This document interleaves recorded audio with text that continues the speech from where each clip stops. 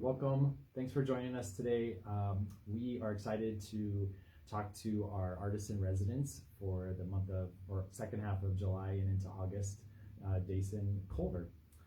Welcome, Dason. Thanks for joining us today for this.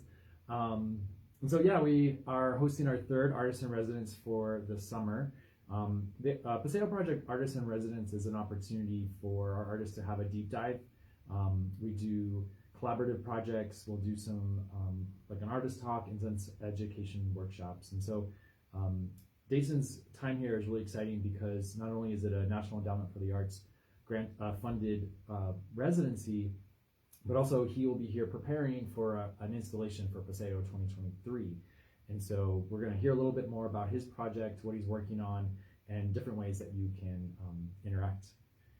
First, I want to mention the festival dates. It's this year is our 10th year, and put it in your calendar, September 15th and 16th.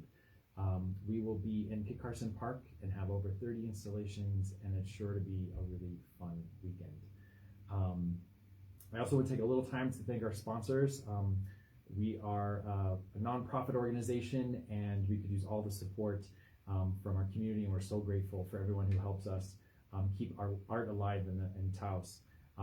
So thank you to the Lore Foundation for their continued support with our education programming for the Artist in Residence program, as well as the National Endowment for the Arts for helping fund this residency for Dason. Additional support is from the Maddox Foundation, the McCune Foundation, Taos Community Foundation, the Taos Revolt Giving Fund, the Lano Foundation, and New Mexico Arts. So we're really grateful for their support. Before we kick off with some questions, I'm just going to read Dason's bio.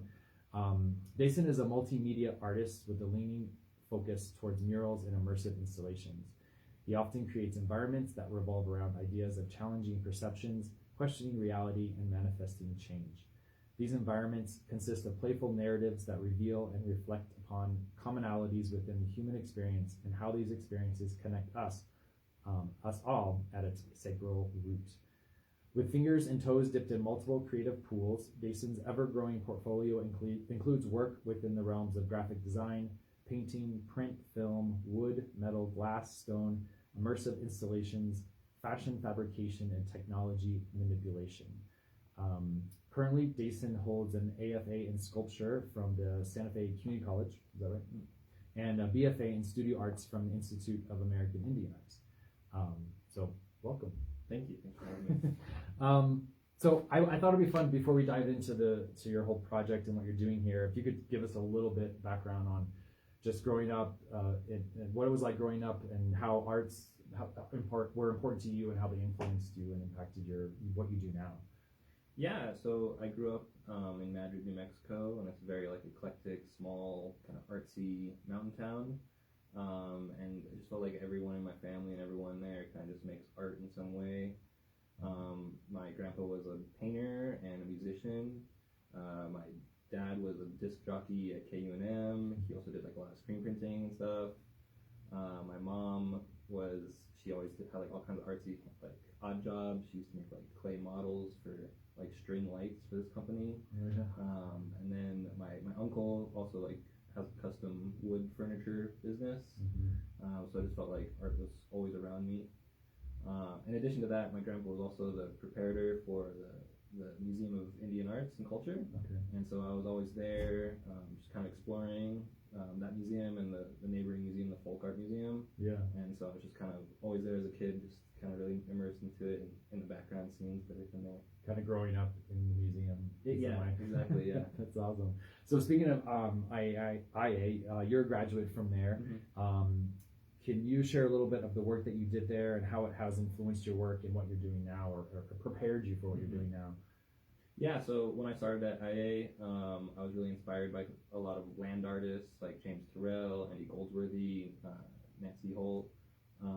They were just really inspiring to me, and like I liked the aspect of this really large scale kind of sculptures. So I really started to focus on making like really big immersive sculptures.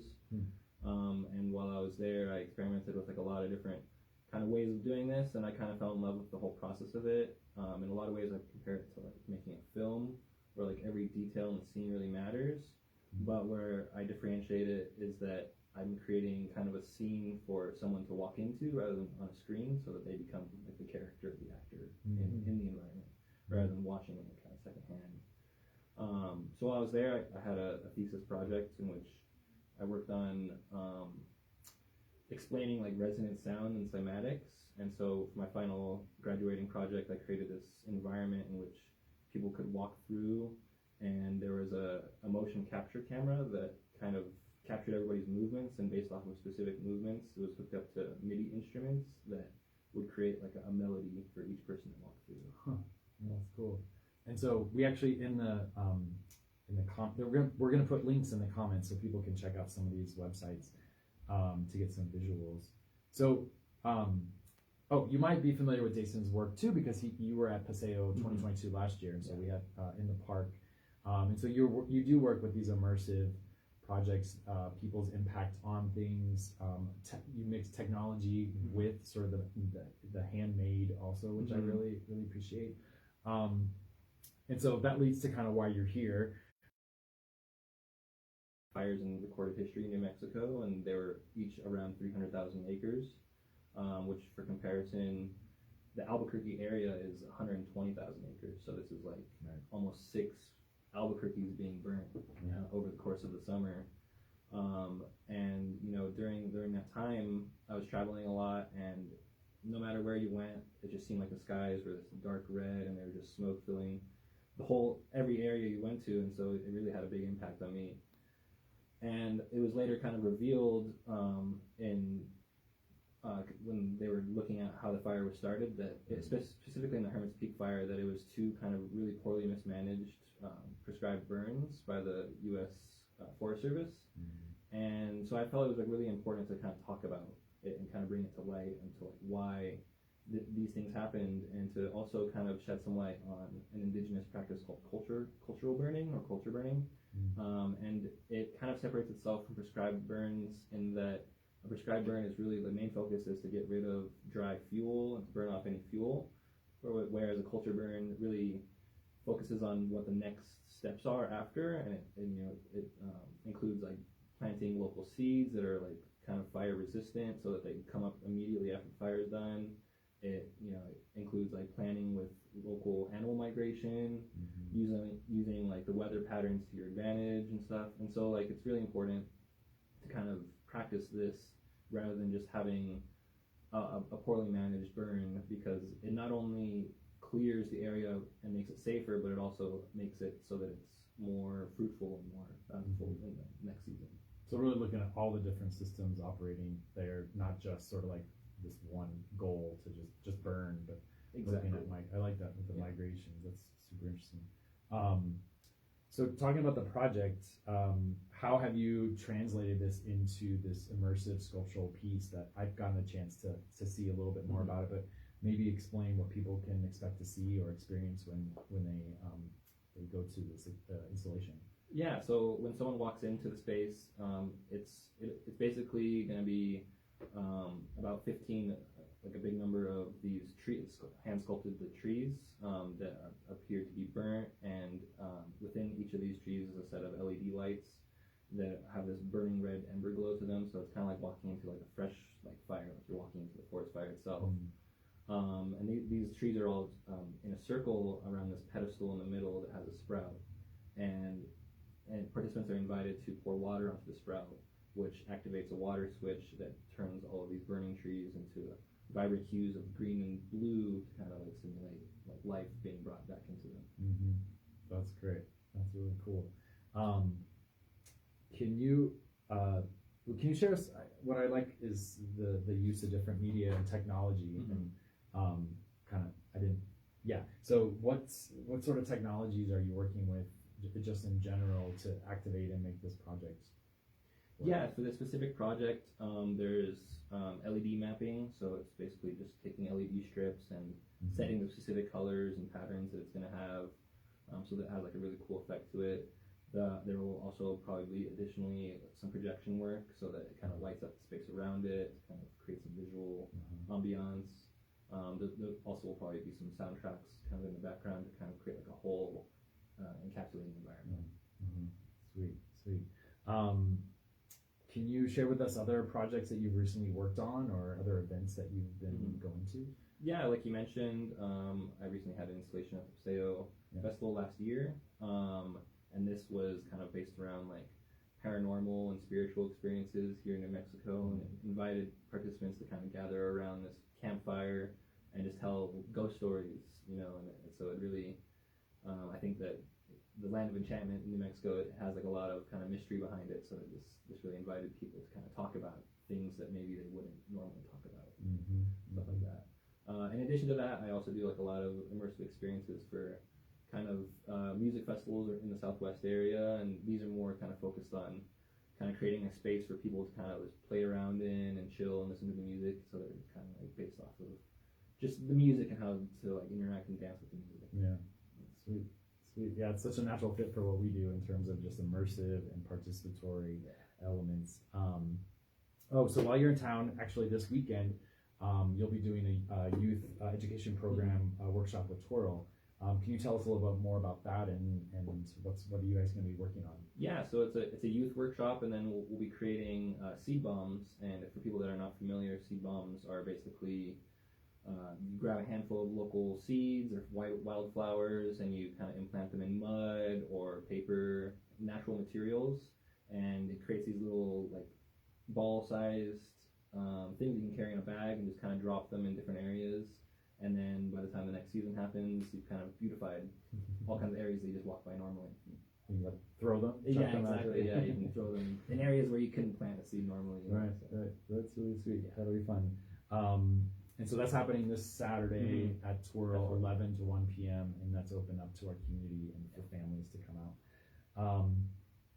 And let's see, I feel like I'm jumping around with my questions, but in terms of, you talked about seeds and doing this workshop, but then we also talked a little bit about the technology you use, and then the inspiration coming from something like a natural kind of disaster with forest fires.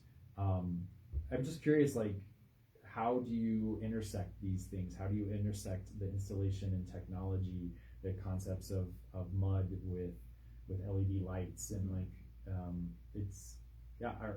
just give us a little sense of what that's like to bring those things together.